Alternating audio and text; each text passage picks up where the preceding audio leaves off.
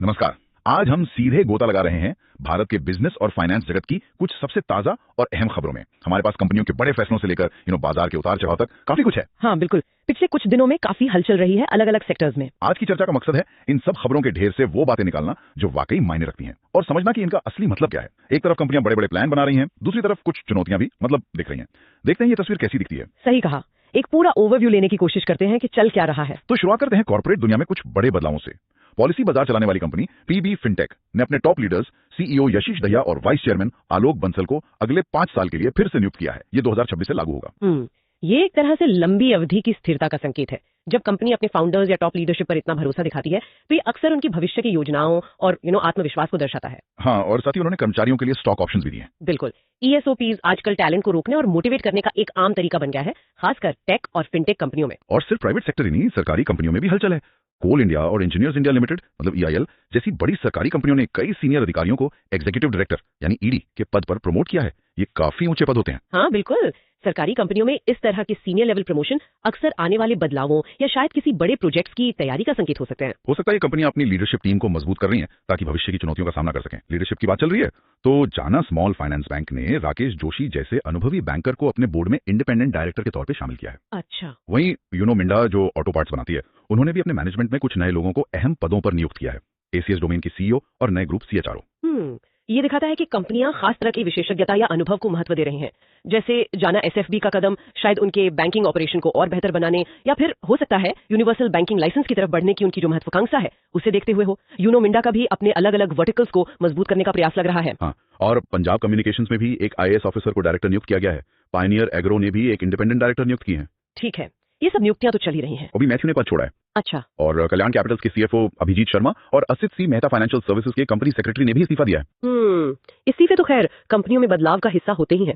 की पोजीशंस खाली होती हैं, फिर उन्हें भरने की चुनौती होती है कंपनी के सामने। हाँ, और जी एंटरटेनमेंट में भी एड रेवेन्यू हेड आशीष सहगल के जाने के बाद लक्ष्मी शेट्टी को नया हेड बनाया गया है। जी में ये बदलाव उनकी विज्ञापन रणनीति पर असर डाल सकता है, खासकर ऐसे समय में जब पूरी मीडिया इंडस्ट्री ही एक तरह के बदलाव के दौर से गुजर रही है। और एक वाकई दिलचस्प मामला अक्षर फिनटेक्स का है, जहां शेयर होल्डर्स ने मैनेजमेंट के कुछ अहम प्रस्तावों को अपॉइंटमेंट्स को वोट करके गिरा दिया। हाँ, ये वाला मामला जरूर ध्यान खींचता है। ये दिखाता है कि आजकल शेयर होल्डर्स पहले से ज्यादा जागरूक और सक्रिय हो गए हैं। वो अब सिर्फ मूक दर्शक नहीं है, बल्कि कंपनी के फैसलों पर सवाल उठा रहे हैं, वोट कर रहे हैं। इसे शेयर होल्डर एक्टिविज्म कहते हैं और ये कॉर्पोरेट गवर्नेंस के लिए एक बहुत अहम पहलू बनता जा रहा है। बिल्कुल, ये एक बड़ा संकेत है कंपनियों के लिए।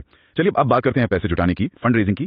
कई कंपनियां बाजार से पैसा उठा रही हैं, जैसे लॉर्ड्स क्लोरो अल्काली करीब 300 करोड़ जुटाने की सोच रही है क्यूआईपी के जरिए। अच्छा, क्यूआईपी यानी क्वालिफाइड इंस्टीट्यूशनल प्लेसमेंट। ये एक तरीका है जिससे लिस्टेड कंपनियां सीधे बड़े फाइनेंशियल इंस्टीट्यूशंस जैसे म्यूचुअल फंड्स या बीमा कंपनियों को शेयर बेचकर जल्दी पैसा जुटा सकती हैं।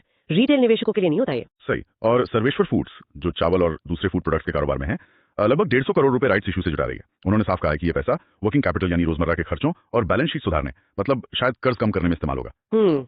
ये अच्छा है कि वो क्लियर बता रहे हैं कि पैसा कहाँ इस्तेमाल होगा। राइट्स इशू में कंपनी अपने मौजूदा शेयर होल्डर्स को ही नए शेयर खरीदने का मौका देती है, अक्सर कुछ डिस्काउंट पर।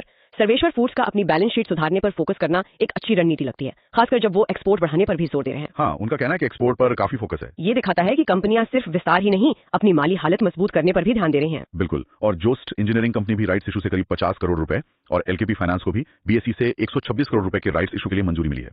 देश रक्षक औषधालय को भी प्रेफरेंशियल इशू से करीब 28 करोड़ रुपए जुटाने की परमिशन मिल गई है। तो पैसा जुटाने के अलग अलग तरीके इस्तेमाल हो रहे हैं। QIP, rights issue, preferential issue, हर कंपनी अपनी जरूरत और स्थिति के हिसाब से रास्ता चुन रही है। कर्ज की बात करें तो एक्मे फिनट्रेड इंडिया लिमिटेड ने आईसीआईसीआई बैंक से 10 करोड़ का टर्म लोन लिया है। ओके, छोटा लोन है, शायद उनकी किसी खास जरूरत के लिए। वहीं मुथूट फाइनेंस ने तो अंतर्राष्ट्रीय बाजार से $600 मिलियन यानी काफी बड़ी रकम जुटाई है, वो भी global medium term note programme के तहत 6.375% की दर पर। अरे वाह, $600 मिलियन मुथूट का अंतर्राष्ट्रीय बाजार से इतनी बड़ी रकम और वो भी एक ठीक ठाक ब्याज दर पर उठाना, ये दिखाता है कि ग्लोबल निवेशकों का भारतीय एनबीएफसीज खासकर गोल्ड लोन वाली कंपनियों पर भरोसा बना हुआ है। ये भारत के फाइनेंशियल सेक्टर के लिए अच्छी खबर है। लेकिन पैसा जुटाना सबके लिए आसान नहीं है जैसा लग रहा है। बाजार में बॉन्ड यील्ड्स यानी लंबी अवधि के लोन पर ब्याज दरें बढ़ रही हैं। इसका असर ये हुआ कि हडको और बजाज फाइनेंस जैसी बड़ी और मजबूत कंपनियों को भी अपने बॉन्ड बेचने के प्लान को फिलहाल टालना पड़ा है। बिल्कुल, ये एक बहुत अहम पॉइंट है। बॉन्ड यील्ड बढ़ने का सीधा मतलब है कि कंपनियों के लिए बाजार से उधार लेना महंगा हो गया है। जब उधार लेने की लागत बढ़ती है तो कंपनियां या तो रुक जाती हैं या इंतजार करती हैं कि शायद आगे चलकर दरें कुछ कम हो। ये मौजूदा आर्थिक माहौल की एक बड़ी चुनौती है, खासकर उन कंपनियों के लिए जिन्हें विस्तार के लिए पैसे की जरूरत है। सही बात है। अब जरा संपत्ति के सौदों पर आते हैं। जेट एयरवेज जो दिवालिया प्रक्रिया से गुजर रही है, उसने मुंबई के पॉश इलाके बीकेसी में अपने ऑफिस की लीज के अधिकार पार्थोस प्रॉपर्टीज को बेच दिए हैं। इससे उन्हें 370 करोड़ रुपए से ज्यादा मिले हैं। ये जेट एयरवेज के रेजोल्यूशन प्रोसेस का हिस्सा है। वो अपनी संपत्ति बेचकर लेनदारों का पैसा चुकाने की कोशिश कर रहे हैं। ये ऑफिस स्पेस काफी प्राइम लोकेशन पर था। हाँ, बीकेसी में। और एक बड़ी खबर ये भी उड़ रही है, मतलब रिपोर्ट्स हैं कि अडानी ग्रुप अपनी सीमेंट कंपनी अंबुजा सीमेंट्स में करीब 5% हिस्सेदारी बेचने की सोच रहा है। इसकी कीमत 15,000 करोड़ रुपए के आसपास हो सकती है। ओह, ये तो काफी बड़ा डेवलपमेंट हो सकता है अगर ये सच होता है। 5% हिस्सेदारी, 15,000 करोड़। शायद अडानी ग्रुप ने जो बड़ा कर्ज लेकर अंबुजा और एसीसी को खरीदा था, उसे कम करने की ये कोशिश हो सकती है। इसे डीलेवरेजिंग कहते हैं। हाँ, हो सकता है। इस बिक्री का भारतीय सीमेंट इंडस्ट्री पर भी असर पड़ सकता है। देखना होगा कि ये हिस्सेदारी कौन खरीदता है और इससे बाजार में कंपटीशन पर क्या फर्क पड़ता है। चलिए अब कुछ खास सेक्टर्स पर नजर डालते हैं। शुरुआत एनर्जी से करते हैं, खासकर रिन्यूएबल एनर्जी से। यहाँ काफी एक्शन दिख रहा है। एसएएल इंडस्ट्रीज ने राजस्थान में 300 मेगावाट का बड़ा सोलर प्रोजेक्ट चालू किया है। हाँ, 300 मेगावाट काफी बड़ा होता है सोलर में। और एनएलसी इंडिया, जो पहले ज्यादातर लिग्नाइट माइनिंग और थर्मल पावर में थी, उसने भी राजस्थान में अपने 300 मेगावाट सोलर प्रोजेक्ट का पहला चरण करीब 53 मेगावाट का शुरू कर दिया। एनएलसी का सोलर में आना भी एक बड़ा संकेत है। सरकारी कंपनियां भी अब रिन्यूएबल्स पे जोर दे रही हैं। और जयप्रकाश पावर वेंचर्स, जो पहले थर्मल पावर में थे, अब वो भी मध्य प्रदेश में अपने थर्मल प्लांट की जगह पर 50 मेगावाट का सोलर प्लांट लगाने पर विचार कर रही है। अच्छा, ये तो और भी दिलचस्प है। अपनी पुरानी थर्मल यूनिट की जगह सोलर लगाना, ये जमीन के बेहतर इस्तेमाल का भी उदाहरण है और कंपनी के पोर्टफोलियो में बदलाव का भी। वासवानी इंडस्ट्रीज भी छत्तीसगढ़ में 66 मेगावाट के सोलर प्रोजेक्ट्स पर काम कर रही है। अग्नि ग्रीन पावर को भी एक छोटा ऑर्डर मिला है। हाँ। ये सब साफ तौर पर दिखाता है कि भारत अपने रिन्यूएबल एनर्जी के लक्ष्यों की तरफ तेजी से बढ़ रहा है। कंपनियां न सिर्फ नई क्षमता जोड़ रही हैं, बल्कि अपने एनर्जी पोर्टफोलियो में विविधता ला रही हैं। मतलब सिर्फ कोयले या गैस पर निर्भर न रहकर सोलर और दूसरी रिन्यूएबल एनर्जी को अपना रही हैं। बिल्कुल। अब तेल और गैस में भी बड़े सौदे हुए हैं। इंडियन ऑयल कॉर्पोरेशन यानी आईओसी ने अबू धाबी की सरकारी तेल कंपनी एडीएनओ के साथ एलएनजी यानी लिक्विफाइड नेचुरल गैस के 2 बड़े सौदे किए हैं। एक 2.2 मिलियन टन प्रतिवर्ष का है और दूसरा 1 मिलियन टन प्रतिवर्ष का। ओह, ये बहुत बड़े सौदे हैं। हाँ, और इससे आईओसी एडीएनओ की सबसे बड़ी एलएनजी ग्राहक बन जाएगी। ये लॉन्ग टर्म सौदे हैं। ये भारत की ऊर्जा सुरक्षा के लिए बहुत अहम है। एलएनजी को कोयले से ज्यादा साफ ईंधन माना जाता है। इन सौदों से भारत को आने वाले कई सालों तक गैस की रेगुलर सप्लाई सुनिश्चित करने में मदद मिलेगी। ये दिखाता है कि हम धीरे धीरे गैस आधारित अर्थव्यवस्था की ओर बढ़ने की कोशिश कर रहे हैं। और इसी दिशा में बीपीसीएल और ओआईएल यानी ऑयल इंडिया लिमिटेड मिलकर अरुणाचल प्रदेश में सिटी गैस डिस्ट्रीब्यूशन का नेटवर्क बनाने के लिए एक जॉइंट वेंचर बना रहे हैं। हाँ, ये भी अच्छी बात है। उत्तर पूर्व में गैस इंफ्रास्ट्रक्चर का विस्तार जरूरी है। इससे घरों और इंडस्ट्रीज तक पाइप वाली गैस पहुंचेगी। लेकिन यहाँ एक दिलचस्प बात है। आजकल तेल बेचने वाली सरकारी कंपनियां, ओएमसी जिन्हें कहते हैं, जैसे आईओसीएल, बीपीसीएल, एचपीसीएल, उनका प्रॉफिट मार्जिन रिकॉर्ड स्तर पर पहुंच गया है। रिपोर्ट्स बता रही हैं कि पेट्रोल पर करीब 11 रुपए 2 पैसे प्रति लीटर और डीजल पर 8 रुपए 1 पैसे प्रति लीटर का ग्रॉस मार्जिन है। हाँ, ये काफी चर्चा में है। ये इसलिए हो रहा है क्योंकि अंतर्राष्ट्रीय बाजार में कच्चे तेल की कीमतें पिछले कुछ महीनों से काफी नीचे चल रही हैं। मतलब मार्च से ही $70 प्रति बैरल के नीचे हैं। लेकिन जैसा हम सब देख रहे हैं, पेट्रोल डीजल के दाम उस हिसाब से कम नहीं किए गए हैं। बिल्कुल नहीं। तो इससे कंपनियों को तो जबरदस्त फायदा हो रहा है। उनकी प्रॉफिटेबिलिटी काफी सुधर गई है, जैसा कि उनके शेयर की कीमतों और ब्रोकरेज रिपोर्ट से भी पता चलता है, जो बाय रेटिंग दे रही हैं। लेकिन ये भारत की कच्चे तेल पर भारी निर्भरता, करीब 80% हम आयात करते हैं, और वैश्विक कीमतों के प्रति हमारी संवेदनशीलता को भी उजागर करता है। और हाँ, ये सवाल तो उठता ही है कि इस ऊंचे मार्जिन का फायदा आखिर ग्राहकों तक कब और कैसे पहुंचेगा। सही सवाल है। खैर, अब आते हैं ऑटो और मैन्युफैक्चरिंग पर। यहाँ भी बड़ी खबर है। मारुति सुजुकी इलेक्ट्रिक गाड़ियों के मामले में बड़ा दांव खेल रही है। प्रधानमंत्री मोदी ने गुजरात में उनकी इलेक्ट्रिक एसयूवी ई विटारा की असेंबली लाइन और देश के पहले lithium ion battery pack production plant का उद्घाटन किया। हाँ, ये बहुत बड़ा कदम है, खासकर बैटरी पैक प्लांट। अभी तक भारत ईवी बैटरी के लिए काफी हद तक आयात पर निर्भर था, खासकर चीन से। मारुति का ये प्लांट सिर्फ उनकी आने वाली इलेक्ट्रिक कार ई विटारा के लिए, बल्कि उनकी हाइब्रिड कारों जैसे ग्रैंड विटारा, इन्विक्टो के लिए भी बैटरी पैक बनाएगा। अच्छा, हाइब्रिड के लिए भी? हाँ, ये मेक इन इंडिया और ईवी इकोसिस्टम को भारत में ही मजबूत करने की दिशा में एक मील का पत्थर है। इससे लागत कम करने में भी मदद मिलेगी। दूसरी तरफ हिंदुस्तान जिंक यानी HZL ने अगले 3-5 साल में अपना उत्पादन दोगुना करके 2 मिलियन टन करने का बहुत बड़ा प्लान बनाया है। Oh my God, 2 million ton! ये तो जबरदस्त विस्तार योजना है। HZL का प्लान दिखाता है कि भारत के मेटल सेक्टर में, खासकर जिंक और लेड में विस्तार की कितनी गुंजाइश देखी जा रही है। हाँ, और इसमें 12,000 करोड़ का एक नया स्मेल्टर भी शामिल है। और ये भी अहम है कि वो अपनी 70% बिजली जरूरतें रिन्यूएबल एनर्जी से पूरी करने का लक्ष्य रख रहे हैं। मतलब विस्तार के साथ साथ सस्टेनेबिलिटी पर भी उनका फोकस है। ये बहुत पॉजिटिव बात है। बिल्कुल। अब ऑटो कंपोनेंट सेक्टर में देखें तो हुमरो, जो अफोर्डेबल रोबोटिक एंड ऑटोमेशन की सब्सिडियरी है, वो अमेरिकी टैरिफ से निपटने के लिए कीमतें एडजस्ट कर रही है और लोकल सप्लायर्स के साथ पार्टनरशिप कर रही है। ये दिखाता है कि कंपनियां ग्लोबल ट्रेड की चुनौतियों से कैसे निपट रही हैं। टैरिफ से बचने के लिए लोकल सोर्सिंग और प्राइस एडजस्टमेंट आम रणनीतियां हैं। और SGS एंटरप्राइजेज अगले 3-4 साल में अपना रेवेन्यू डबल करने का टारगेट रख रही है। इसका कारण वो गाड़ियों में बढ़ते प्रीमियम फीचर्स और स्पेन की एक कंपनी वॉल्टरपैक के अधिग्रहण को बता रहे हैं। हाँ, ऑटोमोबाइल सेक्टर में प्रीमियम फीचर्स का ट्रेंड तो है ही। लोग अब बेहतर इंटीरियर्स, बड़ी स्क्रीन्स, कनेक्टेड कार टेक्नोलॉजी चाहते हैं। SGS जैसी कंपनियां इसी ट्रेंड का फायदा उठा रही हैं। अधिग्रहण से उन्हें नई टेक्नोलॉजी और मार्केट एक्सेस भी मिला होगा। वहीं इसके ऑटोमोटिव को उम्मीद है कि अगर जीएसटी दरें कम होती हैं, खासकर टू व्हीलर्स पर, तो इस सेगमेंट को काफी फायदा होगा। ये उम्मीद तो काफी समय से है इंडस्ट्री को। टू व्हीलर सेगमेंट खासकर एंट्री लेवल वाला पिछले कुछ समय से थोड़ा दबाव में रहा है। जीएसटी कम होने से कीमतें कम होंगी और डिमांड बढ़ सकती है। ये पॉलिसी पर निर्भर करेगा। रक्षा क्षेत्र में भी काफी कुछ हो रहा है। हिंदुस्तान एरोनॉटिक्स लिमिटेड यानी एचएएल को जीई एरोस्पेस के साथ 2 बड़े इंजन सौदे मिलने वाले हैं। ये तेजस फाइटर जेट्स के लिए हैं। हाँ, ये खबरें आ रही हैं। एक सौदा करीब $1 बिलियन का है, 113 GE 404 इंजनों के लिए, और दूसरा संभावित $1.5 बिलियन का 200 GE 414 इंजनों के लिए, जिसमें टेक्नोलॉजी ट्रांसफर की भी बात है। ये एचएएल और भारत के रक्षा आधुनिकीकरण और आत्मनिर्भरता के प्रयासों के बहुत ही महत्वपूर्ण है।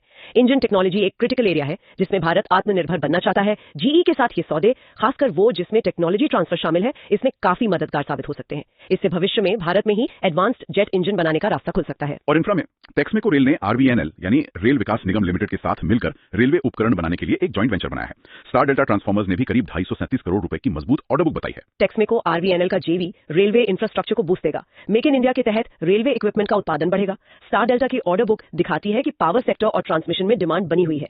ये सब मैन्युफैक्चरिंग और इंफ्रा के लिए पॉजिटिव संकेत है। लेकिन ऑटो सेक्टर में एक चिंता की बात भी है जो मारुति के चेयरमैन आरसी भार्गव ने उठाई है। उन्होंने कहा है कि भारत में ईवी बैटरी सेल बनाने की स्थानीय क्षमता की कमी इलेक्ट्रिक गाड़ियों को बड़े पैमाने पर अपनाने में एक बड़ी रुकावट है। हाँ, ये एक बहुत ही वाजिब और महत्वपूर्ण चिंता है।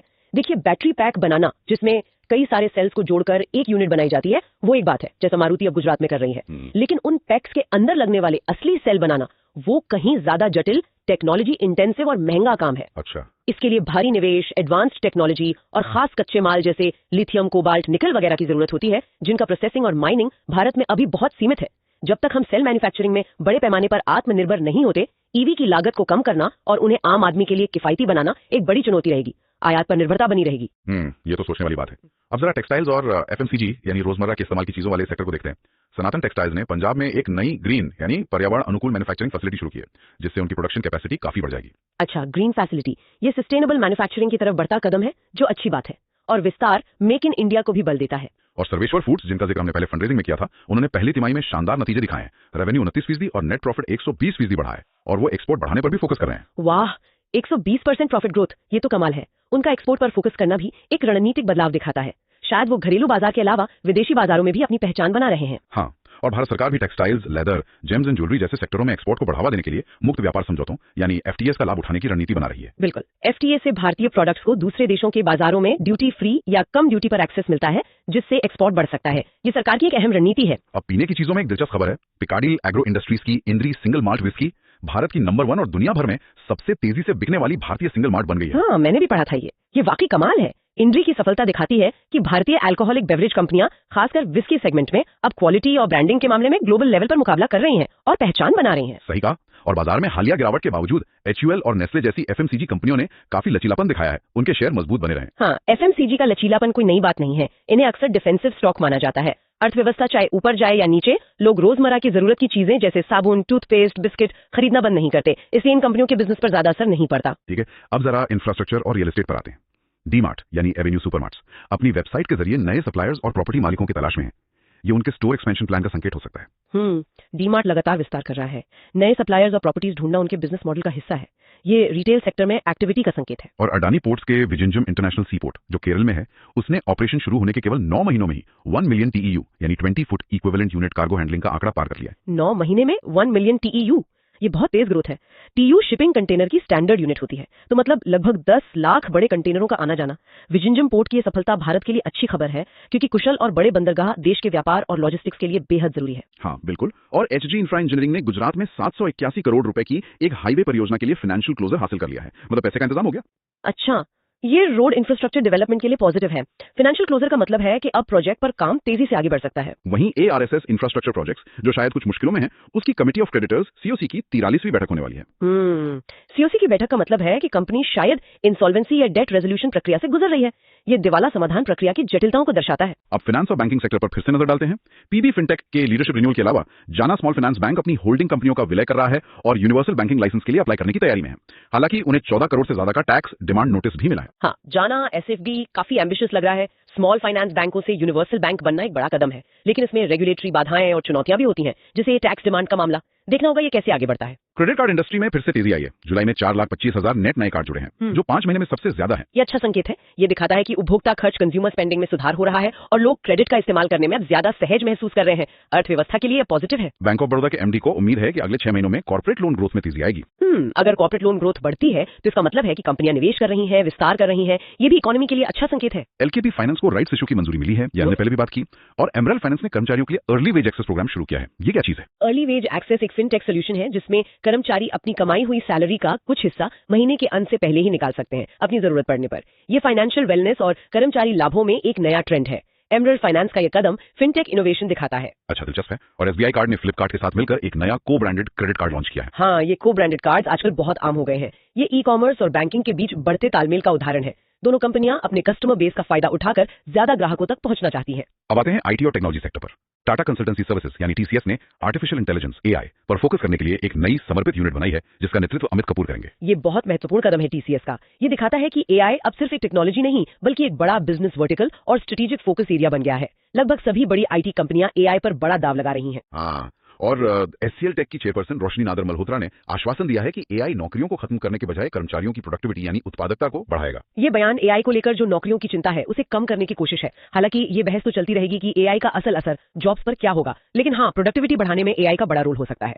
एस सॉफ्टवेयर एक्सपोर्ट्स ने यूके की एक टेक्नोलॉजी कंपनी के साथ जीबीपी 51,000 का एक कॉन्ट्रैक्ट हासिल किया है और भारत में एक ग्लोबल कैपेबिलिटी सेंटर यानी जीसीसी स्थापित करने के लिए एक लेटर ऑफ इंटेंट यानी एलओआई पर भी साइन किए हैं। अच्छा, एस सॉफ्टवेयर जैसी छोटी कंपनियां भी अब ग्लोबल कॉन्ट्रैक्ट्स ले रही हैं और जीसीसी स्थापित कर रही हैं। ये सीमा पार तकनीकी सहयोग और भारत की आईटी इंडस्ट्री के विस्तार को खासकर टियर 2 और टियर 3 शहरों में भी उजागर करता है। इनके अलावा भी कई और उल्लेखनीय घटनाक्रम हैं, जल्दी से देख लेते हैं। आरसीएल ऑर्गेनिक्स ने एनजीटी में पर्यावरण मंजूरी से जुड़ा एक मामला जीता है। अच्छा, रेगुलेटरी जीत है उनके लिए। मवाना शुगर्स को कथित तौर पर डबल ई वे बिल इस्तेमाल करने के लिए 1.22 लाख रुपए का टैक्स नोटिस मिला है। ये टैक्स कंप्लायंस का मुद्दा है। 3M इंडिया ने विवाद से विश्वास स्कीम के तहत कुछ पुराने टैक्स विवाद सुलझा लिए हैं। ठीक है, ये सरकार की स्कीम है विवाद सुलझाने की। ZR2 बायो एनर्जी और रिलायबल डेटा सर्विसेज ने डिविडेंड यानी लाभांश देने का प्रस्ताव किया है। शेयर होल्डर्स के लिए अच्छी खबर। एक्विटास केमिकल्स को इकोवेडिस से सस्टेनेबिलिटी के लिए टॉप यानी प्लैटिनम रेटिंग मिली है। वाह, ये सस्टेनेबिलिटी पर फोकस का बढ़िया उदाहरण है। उत्कर्ष स्मॉल फाइनेंस बैंक ने पहली तिमाही में 239 करोड़ रुपए का घाटा दर्ज किया है और उनके एनपीए यानी बैड लोन भी बढ़े हैं। ओह, ये चिंता की बात है। स्मॉल फाइनेंस बैंकों के लिए एसेट क्वालिटी एक चुनौती रहती है। वोडाफोन आइडिया की वित्तीय चुनौतियां तो खैर जारी ही हैं। हाँ, वो तो एक लंबी कहानी है। जैगल प्रीपेड जो एक फिनटेक कंपनी है, उसने स्टैंडर्ड चार्टर्ड बैंक के साथ 5 साल का समझौता किया है। फिनटेक और बैंकों के बीच पार्टनरशिप बढ़ रही है। वेलस्पिन ग्रुप ने एनसीएलटी में लवासा कॉर्पोरेशन के लिए विलोर एस्टेट्स की बोली को चुनौती दी है। अच्छा, लवासा का मामला अभी भी चल रहा है। और एक बिल्कुल हैरान करने वाली खबर, पिछले साल गणेश चतुर्थी से लेकर अब तक एलिटकॉन इंटरनेशनल नाम के एक स्टॉक में 22,344% की मतलब अविश्वसनीय वृद्धि हुई है। क्या 22,000%? ये कैसे हो सकता है? ये तो बिल्कुल ही असामान्य है। जरूर कोई खास वजह होगी या फिर कुछ गड़बड़ भी हो सकती है। पता नहीं। हाँ, ये सारी खबरें मिलकर दिखाती हैं कि भारतीय कॉर्पोरेट जगत कितना विविध और गतिशील है। यहाँ रेगुलेटरी जीत भी है, एआरसीएल, और चुनौतियां भी। मवाना, उत्कर्ष एसएफबी, वित्तीय निपटान, 3M, स्थिरता पर फोकस एक्विटास, कुछ सेक्टर्स में संघर्ष, उत्कर्ष एसएफबी, वोडाफोन आइडिया, रणनीतिक साझेदारी, जैगल, एसबीआई, फ्लिपकार्ट और यहाँ तक कि बाजार की ऐसी असाधारण लगभग अविश्वसनीय गतिविधियां भी, एलिटकॉन। ये सब मिलकर एक बहुत ही जटिल लेकिन दिलचस्प तस्वीर बनाती हैं। बिल्कुल। आखिर में जरा शेयर बाजार और आर्थिक नीतियों पर एक नजर डालते हैं। हाल ही में भारतीय शेयर बाजारों में काफी गिरावट देखी गई। निफ्टी 255 अंक गिरकर 24,712 पर और सेंसेक्स 849 अंक गिरकर 80,786 पर बंद हुआ। ये महत्वपूर्ण सपोर्ट लेवल से नीचे आ गए हैं। हाँ, बाजार में काफी बिकवाली देखने को मिली है। इसके पीछे कई कारण बताए जा रहे हैं। एक तो अमेरिका द्वारा कुछ भारतीय सामानों पर अतिरिक्त टैरिफ लगाने का ऐलान, जो 27 अगस्त से प्रभावी होंगे। हाँ, ये टैरिफ वाली बात बाजार के सेंटिमेंट के लिए नेगेटिव है। इससे एक्सपोर्ट पर असर पड़ने की आशंका है। दूसरा, विदेशी संस्थागत निवेशकों FIIs द्वारा लगातार बिकवाली। हाल ही में एक ही दिन में उन्होंने 6,516 करोड़ रुपए की नेट सेलिंग की। बिल्कुल, FIIs का पैसा निकालना बाजार पर दबाव डाल रहा है। जब विदेशी निवेशक पैसा निकालते हैं तो ये अक्सर बाजार में गिरावट का एक बड़ा कारण बनता है। और तीसरा, अमेरिकी डॉलर के मुकाबले रुपए का कमजोर होना। रुपया 87.68 के स्तर पर पहुंच गया है। हाँ, रुपए का कमजोर होना भी इंपोर्टेड महंगाई को बढ़ा सकता है और FIIs के लिए रिटर्न कम कर देता है, जिससे वो और पैसा निकाल सकते हैं। तो ये सब फैक्टर्स मिलकर बाजार पर दबाव बना रहे हैं। तकनीकी चार्ट्स भी बता रहे हैं कि बाजार अभी थोड़ा और नीचे जा सकता है, मतलब सावधानी बरतने की जरूरत है। हालांकि इस गिरावट में भी FMCG और ऑटो सेक्टर ने कुछ लचीलापन दिखाया। मारुति सुजुकी का शेयर तो रिकॉर्ड ऊंचाई पर पहुंच गया था। हाँ, सेक्टोरल भिन्नता दिख रही है। जहां कुछ सेक्टर्स दबाव में है, वहीं FMCG जैसे डिफेंसिव और ऑटो शायद ईवी की खबरों की वजह से मजबूती दिखा रहे हैं। आर्थिक नीति के मोर्चे पर भारतीय इस्पात उत्पादक सरकार से धातुकर्म कोक यानी मेटकोक की आयात सीमा बढ़ाने की मांग कर रहे हैं, क्योंकि उन्हें सप्लाई की कमी महसूस हो रही है। ये स्टील इंडस्ट्री के लिए एक अहम इनपुट है।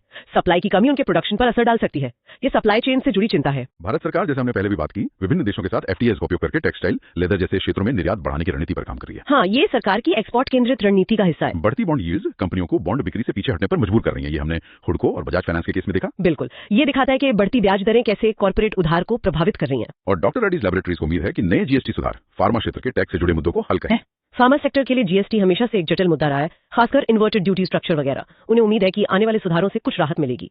ये पॉलिसी लेवल पर देखने वाली बात होगी। तो संक्षेप में कहें तो आज हमने कॉर्पोरेट जगत में बड़े फेरबदल देखे, लीडरशिप में बदलाव, नियुक्तियां, इस्तीफे, फिर हमने पूंजी जुटाने की महत्वपूर्ण गतिविधियां देखी, क्यूआईपी, राइट्स इशू, लोन और साथ ही बॉन्ड मार्केट की चुनौतियां। हाँ बिल्कुल, फिर हमने एनर्जी सेक्टर में बड़े सौदे देखे, खासकर रिन्यूएबल एनर्जी और एलएनजी में तेल कंपनियों के मार्जिन की बात की। ऑटो सेक्टर में ईवी और विस्तार पे जोर दिखा, मारुति और एचजीएल के बड़े प्लान्स देखे, साथ ही सप्लाई चेन और सेल मैन्युफैक्चरिंग की चिंताएं भी। इंफ्रास्ट्रक्चर में पोर्ट्स और रोड प्रोजेक्ट्स में तरक्की दिखी। सही, और आईटी सेक्टर एआई पर फोकस कर रहा है। दूसरी तरफ बाजार में बाहरी यानी ग्लोबल टैरिफ और आंतरिक यानी एफआईआई बिकवाली, रुपए की कमजोरी और बढ़ती यील्ड्स जैसे फैक्टर्स से उतार चढ़ाव हावी है। तो ये एक मिलीजुली तस्वीर है, जहां एक तरफ भारत की कंपनियां विस्तार, नई तकनीक, वैश्विक साझेदारी और निवेश पर जोर दे रही हैं, जैसे एचजीएल, सनातना, मारुति, आईओसी के सौदे, टेक्समेको का जेवी। बिल्कुल, निवेश और विस्तार की इच्छा साफ दिख रही है। कंपनियां रणनीतिक बदलाव भी कर रही हैं, जैसे अडानी का संभावित कदम या ओएमसी की स्थिति। वहीं दूसरी तरफ बढ़ती ब्याज दरें, अमेरिकी टैरिफ का खतरा, एफआईआई की बिकवाली जैसी बाहरी चुनौतियां हैं। और कुछ कंपनियों की अपनी अंदरूनी समस्याएं भी हैं, जैसे वोडाफोन आइडिया या उत्कर्ष एसएफबी, या फिर फार्मा की जीएसटी वाली दिक्कतें। हाँ बिल्कुल, ये एक गतिशील परिदृश्य है जहां अवसर और चुनौतियां साथ साथ चल रही हैं। कंपनियां अडेप्ट कर रही हैं, जैसे हुमरो कर रहा है, लेकिन बाजार पर दबाव भी है और कुछ क्षेत्रों में विशिष्ट समस्याएं भी बनी हुई हैं। तो इन सभी खबरों को देखते हुए सोचने वाली बात यह है कि आने वाले समय में भारतीय उद्योग जगत इन अवसरों और चुनौतियों के बीच संतुलन कैसे बनाएगा, खासकर जब उन्हें सिर्फ ग्रोथ ही नहीं बल्कि सस्टेनेबिलिटी यानी पर्यावरण और समाज के प्रति जिम्मेदारी का भी ध्यान रखना है, जैसे एक्टास की रेटिंग या एचजेड की रिन्यूएबल एनर्जी टारगेट में देखा। यह संतुलन साधना ही शायद आगे का सबसे बड़ा चैलेंज और अवसर होगा।